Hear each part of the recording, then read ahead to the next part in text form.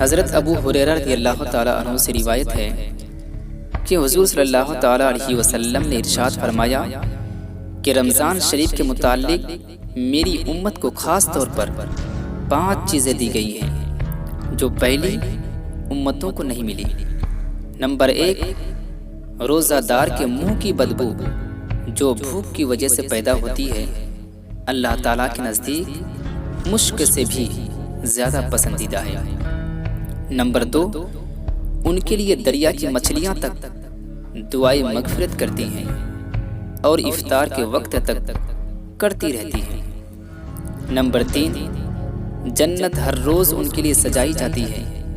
پھر اللہ تبارک و تعالیٰ فرماتا ہے کہ قریب ہے کہ میرے بندے دنیا کی مشقتیں تکلیفیں اپنے اوپر سے پھینک کر تیری طرف آئیں۔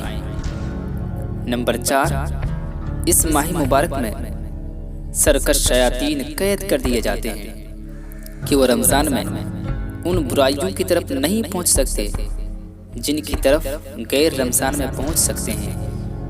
یعنی رمضان میں شیطان قید ہونے کی بنا پر روزہ داروں کو گناہوں پر نہیں ابھار سکتے، لیکن انسان کا نفس گناہ کرانے میں شیاطین سے کم نہیں ہے اور گناہوں کا چسکا بھی گناہوں کی پٹری پر چلاتا رہتا ہے۔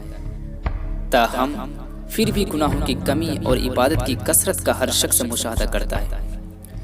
نمبر 5، رمضان کی آخری رات میں روزہ داروں کے لیے مغفرت کی جاتی ہے۔ صحابہ کرام نے عرض کیا، یہ شب مغفرت شب قدر ہے؟ فرمایا نہیں، بلکہ دستور یہ ہے کہ مزدور کو کام ختم ہونے کے وقت مزدوری دے دی جاتی ہے۔